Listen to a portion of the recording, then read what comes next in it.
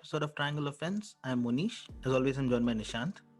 On yesterday's episode, we discussed the Warriors and we were doing a playing spot, the Western Conference playing spot contenders. And we spoke at length about the Warriors, and that's all that we had the time for. On part two of that episode, we'll talk about all the other Lakers. teams. Oh, okay. The Lakers might just not make it to the play, they might just qualify directly. So I we'll think they'll exclude miss the Lakers. playoffs today. Go ahead. So the teams that are contending: the Memphis Grizzlies, the New Orleans Pelicans, Sacramento Kings, San Antonio Spurs have surprisingly managed to remain there. We ruled them out at the start of the season, but Yeah. they've been punching above their weight. Memphis Grizzlies has been amazing as well, given that Ja Morant had missed a lot of games in between due to injury and all of the other reasons. And then the Pelicans, who actually have a decent squad, have had lesser injuries than all of the other squads, are currently not in the playoff spot. And I don't know how Sacramento Kings manages to stay relevant despite all of this. Before we even get there, who are your picks for the 8, 9, and 10 spots? Yeah, so as things stand now, I think the Mavs are safe. They'll finish sixth, or if Portland have an abysmal run of games, maybe, they'll finish seventh, or if Portland have an abysmal stretch, Mavs might even move up to sixth. And then the top five there's a slight gap, and then come the top five. That's how I expect at least that part of the table to look like. Until rank seven, I don't expect any entries from this lot to make a push. Now, so then you've got the Grizzlies, you've got the Spurs, and then you've got the Warriors. Now the Pelicans are slightly outside the top 10, and then the Kings are not far behind. I actually think there's a pretty OKC are rank in the middle of nowhere, where like they're in that spot where like what are you even doing, man? Either make a push for the planes or go tank. Like what are you all doing? So okay, but what do they tank for? We forget that this is OKC. They don't need to tank. They've got like 20 picks just in next season's draft. But I think the most exciting race, on a side note, by the way, is the race right at the bottom, where Houston Rockets are trying so hard to finish bottom, but Minnesota, with all of those stars, is still rock bottom and rocking it there. But so I think I don't know if the Spurs can last the distance. I still want to stand by what I said at the start of the season. I think they've done great for themselves. A lot of players have stepped up. I think it was Candace Parker that said, in any other era, DeRozan would be considered one of the greatest players to ever play basketball. And I completely buy that. Young DeRozan, he said he modeled his game after Kobe, and it shows. He was an above the rim player like Kobe, incredibly athletic. Like you look at his highlight dunk packages, it's ridiculous what a young DeMar DeRozan used to do.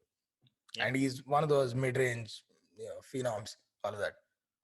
But I don't think they have enough depth to last.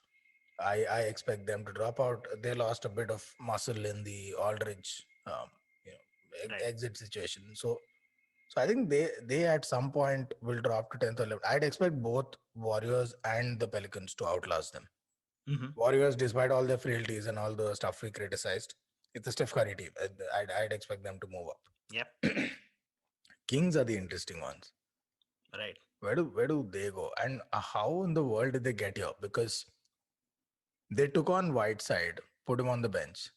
They had a couple of other options. He was their third option. Right. They gave up, and I hope I got his first name right. We always get confused over this. Bogdan Bogdanovic. They moved him out. Yep. Lost some 3 shooting in the process. But 2 things happened. One, Halliburton turned out to be an amazing draft pick. Super. And Yep. yeah. And it's probably inching ahead now for Rookie of the Year now that LaMelo is out injured, right? So that happened. Buddy Hield found his touch again, because it was between him and Bogdanovic. There was a lot of back and forth on who's going to start, who's going to come off the bench, what roles will they play. I think this extended run has been beneficial for him, for Buddy Hield. But the biggest difference, of course, is De'Aaron Fox came back and he started balling. Right. It's just as simple as that. Fox came back, started balling. To the point where maybe Magic Johnson should have drafted him, not Lonzo. That was a possibility. But they're an interesting piece. I really don't know where it all falls apart for the Kings. That's the mysterious one out of all of these guys. Like, I have a sense of what I would expect the Pelicans to do. They can make a push. I think they can move up. Warriors, we know what they are and what they aren't. They're basically a Steph Curry team, and that's that. Right. Grizzlies, I love that team. That's another one of those, like Phoenix, they have a lot of young, exciting players to look forward Yep. to. Phoenix, the only edge Phoenix has is that they have Chris Paul, that the Grizzlies don't. But like I said, I'd love to see Ja Morant in the playoffs, and I think they'll pull through. So I see Grizzlies holding their spot. I Mm-hmm. see Warriors and Pelicans both moving past San Antonio. Mm-hmm. Kings are the wild card. I genuinely don't know where they finish. It could be 10th, it could be 11th, it could be 12th, where they are Right. right now. That's the wild card pick for me. But so to answer your initial question, 7, 8, 9, 10, right now I'd expect it to be Dallas, Memphis the way they are. Um, I'd expect Golden State and Pelicans, 9th or 10th. You can switch them. But Got it. that's how I Yeah. see the planes shaping up. I agree. I love the Memphis Grizzlies as well on that note. They're a fun young core team to watch. Fun young team to watch. I think they enjoy playing. You can see Yeah. always they're laughing around there. And when you're having fun, I think it translates into results. And that's what you're seeing with the Memphis Grizzlies. They have this incredible streak going on, 7 wins out of the last 10. All the 3 losses coming against Utah Jazz, who are the top in the league, so wouldn't complain there. And I think a couple of those losses were less than 5 as well. So they're pushing even the topmost teams, and they could be a party spoiler. If they end up playing against the Phoenix Suns, they could probably nick a game or two and then stretch them out. So I think Memphis Grizzlies are going to be super fun Yeah. to watch in the playoffs. I really would love to watch Ja Morant in the playoffs to Yeah, they start. have no fear, right? The entire team has no fear. Like Ja Morant tried to end Gobert's career with a dunk. Like they have no conscience. They just don't know what to do and what not to. Yeah, that's a fun team. The Warriors, we spoke enough about them. I don't want to go into the Warriors discussion yet again. Zion Williamson and the Pelicans, I think that's an interesting piece because if you look at each of them individually, right? Zion Williamson, Brandon Ingram, Lonzo Ball, even that's a fun team. That's a good Yeah. team, and they're having good numbers as well, good years as well. Yeah. Lonzo Ball is on a contract year, so he's balling out. Hmm. Zion Williamson is having a record year, 20 plus games in 20 plus point games in 25 consecutive games with a 50% shooting equals Shaq's record and might as well break it in the next game. Yeah. And Brandon Ingram was at the start of the year, we were talking about him even being an NBA All-Star team. So he's been good as well. But despite all of that, they've not been winning, which is kind of surprising. Uh, they had this decent run in the recent past over the Zion Williamson streak. I think they've been the fourth or fifth best offense during the Yeah. streak, which Yeah. is really good. But I think where they lack is defensively. Steven Adams is no longer looking like the Steven Adams we knew from a few years back. Hmm. Eric Bledsoe, I think, is kind of diminished as a player. So that's where they lack. And I still see Zion Williamson and Ingram pushing them through and finishing 10th, like you said. I think that'll happen. But what do you think about Zion Williamson? Crazy streak going on. How do you stop this guy? You don't. You get the ball. You get the ball out of his hands. Your best hope is that you force him to pass. Your kind of next best option is you force him to take a bad shot, like a turnaround jumper or something that he's not comfortable hitting. If he turns and squares up against the basket, it's over. So Yeah. what you've got to do is prevent that from happening or load up people. Like he can run through one person, can he run through two? And there's only one way to find out. So you don't stop Zion. You contain him as best you can, and you make sure the others don't do damage. Okay, Zion's gonna go for 25, 30 a night. Can you stop Lonzo from set shooting? Can you stop Ingram from cutting to the rim and all of that other stuff? I think that's where the game is won and lost. And really, given how atrocious the Pelicans are on defense, I'd even say hell let Zion shoot. Or Mhm. don't worry too much about containing him. It's 2 points here and there is not going to kill you. You're not going to stop him from scoring. Go down the Yeah. other end and get your buckets because they're atrocious on defense. Right. Zion's true shooting is what, 65%, 68%? Yep. It could be 80%. And they're not stopping anything at the other end. They have, if not the worst defenses, one of the worst defenses in the league on paper. As good as their offense is, it's not Brooklyn Nets or Denver Nuggets good. This can be stopped. This offense can be stopped. It's not that good yet. So that's their biggest drawback. There are two. If I could point out two things which are keeping this team from winning, and two things that explain just how this team has a bunch of players, most of whom have improved from last season, and they had decent seasons last season. And even this season, a bunch of them get good stats. All of them do what they're asked to do, and yet they somehow find a way to go lose that game.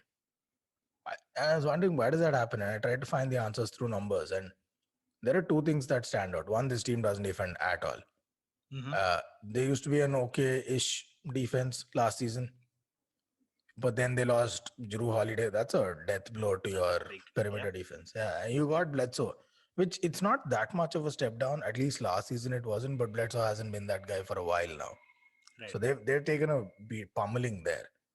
Um, and their three shooting is the other one that suffered. Drew Mhm. Holiday is not a bad shooter to have at all, and then coupled with the fact that they play Redick lesser and lesser and lesser, and to the point where it was that didn't that didn't do them any favors.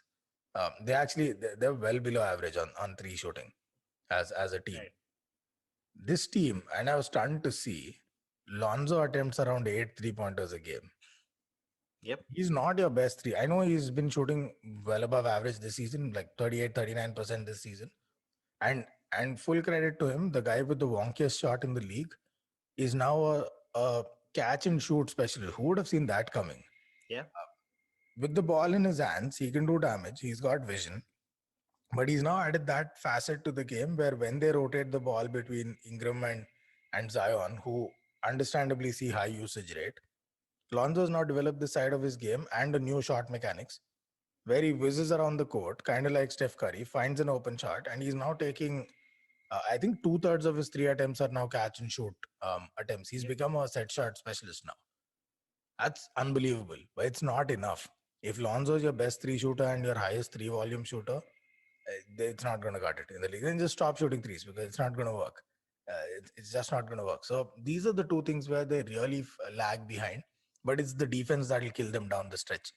Mhm. Like we've said yesterday in yesterday's episode, three shooting is incredibly important today, but there are teams that prove you can go get W's even without outstanding three shooting. Right. Lakers won a chip without having great three shooting. Where these guys get killed, the Pelicans, and why you see a lot of close games being tossed away. The blowouts are the blowouts, right? You can't really explain that for any team. And the Clippers got blown out by 50 against the Mavs. You can't explain that. And they had PG on the floor. So, okay, now I get it. But with the Pelicans, with the Pelicans, their lack of defense, that's what turns close games into decent margin defeats. And what Mhm. could be decent margin defeats into blowouts. When push comes to shove, they don't have the ability to get a clutch stop. They have the ability to go down the other end and score. This is the oldest saying in basketball. They can do that. They can't get a stop. So it doesn't Right. matter what they do, how clutch they are, they will concede at the other end. That's what's killing them right now. And if it's this bad in the regular season, you can only imagine it'll get worse in the playoffs. They have an interesting scenario, don't they? I mean, they have a bunch of draft picks thanks Yeah. to Drew Holiday and Anthony Davis. Uh, they have an interesting situation with Lonzo Ball. Do you think they should renew his contract, given that Zion will be up for a contract renewal the year after? Brandon Ingram is already on a big contract. Do you think? How do you think they'll go with the Lonzo situation? Do you think they'll renew his contract, keep him there? It depends on how close they think they are to a chip. I don't think they're very close to a chip. Even with Hmm. Zion and Ingram getting better, they're still, say, 3 years out, the very least, from winning a chip. Hmm. 3 years is enough to get in a good draft pick and develop a point guard, especially because they do have Bledsoe. It's not like they don't have a Yeah. ball carrier. I think Lonzo's going to be worth a fair amount of money when he comes to Hmm. sign. Is it going to be a De'Aaron Fox type contract? Maybe not, but he's going to be worth a shit ton of money. At least what the Lakers offered Dennis Schroeder, if Right. not a little more, right? Somewhere in that ballpark. And I think he'll get it. I think there'll be a bunch of teams that will come forward to give it. Like the Clippers wouldn't they die to sign Yeah. Lonzo? They so badly need a point guard. This guy is now a pretty good three shooter and a catch and shoot specialist. And he defends.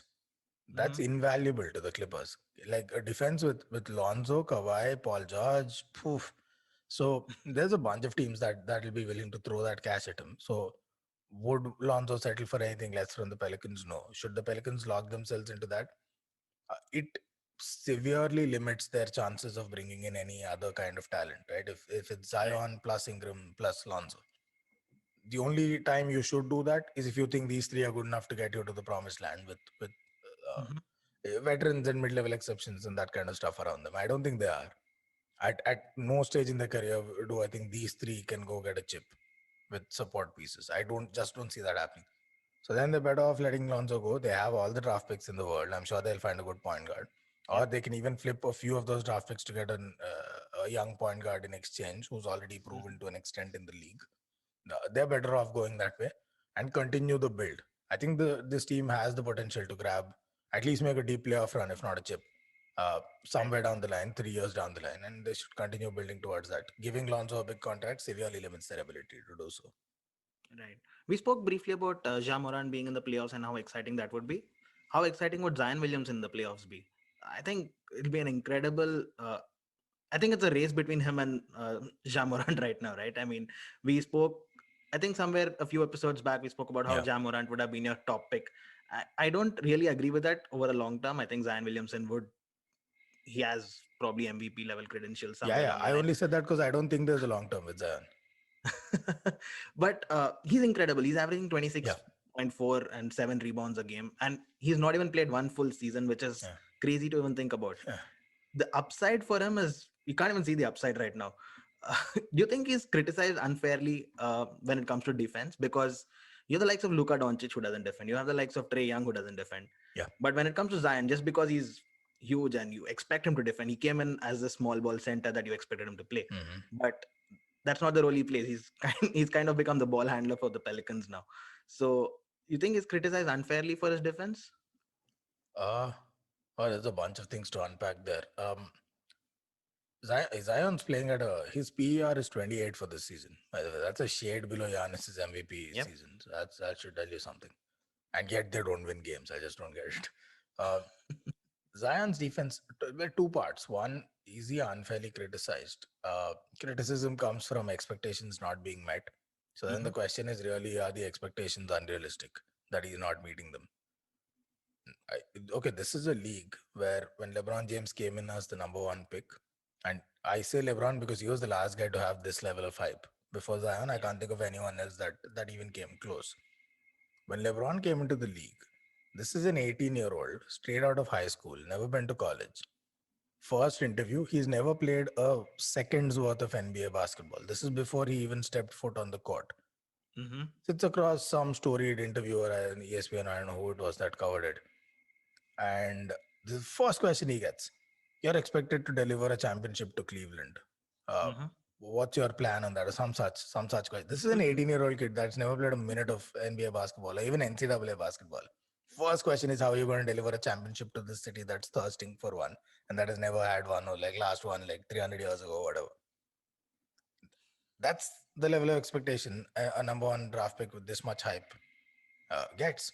And you get the money that hype gets you. You get the endorsements. You get all of those benefits. So this is the other side. That's the trade-off. Expectations like this, you'll have to live with them. Shaq had these kind of expectations for the longest time. And he had to deliver on this. Hakeem for a while.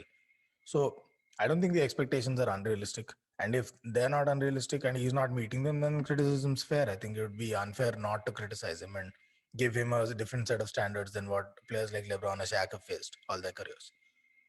Then the point of him not defending, I mean, why is Zion Williamson valuable? He's super athletic. He's built like a tank. He can bulldoze anyone. Are we expecting him to defend the perimeter? No. I think most of the criticism comes from why is he not defending the paint as effectively. He's never been a leaf-footed perimeter defender, guards left to right on the arc kind of guy. You're expecting him to play somewhere between a wing and a power forward level defense, largely in and around the restricted area. It's not too much to ask, and I'm not even saying it's alarming that he doesn't defend at an elite level. It's fine. He is a kid. We forget how young he is, just like we forget how young Tatum and Brown are. He's a kid. It's okay, but I don't think the criticisms are baseless by any stretch. Given the immense upside, the infinite upside that he has, and he's already performing at this elite level, at least offensively. Yeah. Where would you rate him in the league? Is he in your top 15 already? No. I tried doing this list, and I think I put him somewhere at 13 or 14, and I'm like, wow, in the second year already. Okay, let's go. So the objective is, can I name 15 players better than Zion Williamson? As of today. Yeah. As of today, playing right now. Injured, otherwise doesn't matter. LeBron James, Kevin Durant, Anthony Davis, Giannis, Kawhi. What are we at? 5? Steph Curry. Of course. Klay Thompson. No way is Zion better than Klay Thompson right now. Okay. Klay Thompson. Luka Okay. Doncic. Kawhi Leonard. I've mentioned Kawhi already. So Luka. Okay. Damian Lillard. Yep. Okay. Devin Booker. Criminally Okay. underrated. Okay. Devin Booker, right? 10. Okay. Jimmy Butler. Okay. Okay. Jason Tatum.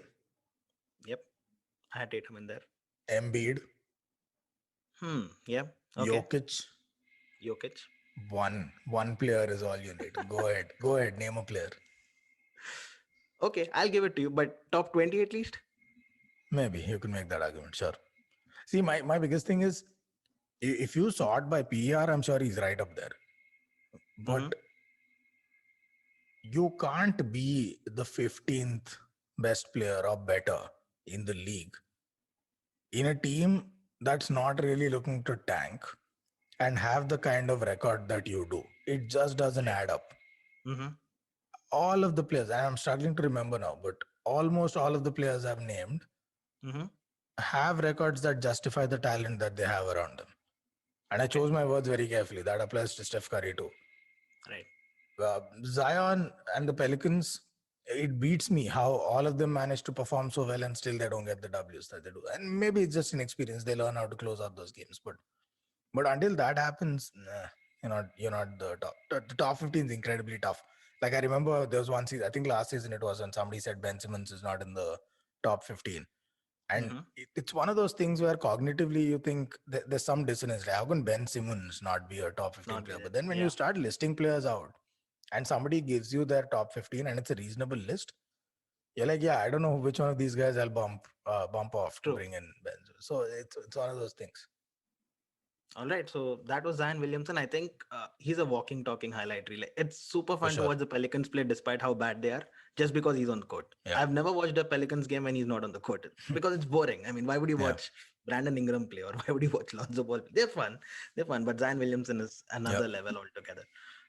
So final standings: Mavs, Memphis, Warriors, and Pelicans. That's right. That was mine as well. I think we matched up on that one. But this was a fun episode. I think we'll keep a close eye on this race. Sacramento Kings have been super fun to watch as well. I end up watching a lot of the Kings games because of time zone, but I enjoy watching Halliburton play. He would be my pick for the rookie of the year, especially given that LaMelo is injured. For sure. LaMelo was leading that race by a long margin, but I think Halliburton's caught up. So that should be a fun race as well. But that's all I have for today's episode. I'll catch up tomorrow. All right, man. Cheers.